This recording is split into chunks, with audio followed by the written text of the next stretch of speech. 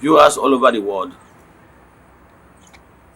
we have Eziokwu TV app now, and you can access Eziokwu TV on the go via www.eziokwutv.org.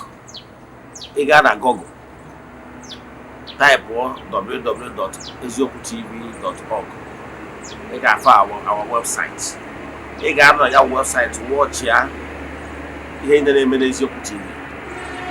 You got on our website where download more. You have usually download more. Here basalo our ebook, Man Know Thyself. You get what up here. Then you want to contact. You will get you are Judy Chichen. You have na genye go bi uto.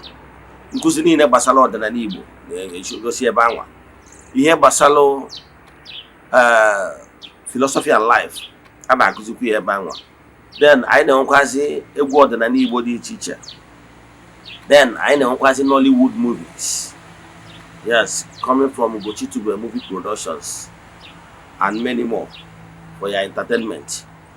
Again, you can also go to Play Store. Get to Play Store, choose Eziokwu TV app. Download where from today. You get what here. It's in the Play Store. You get here. From today, I give me upload.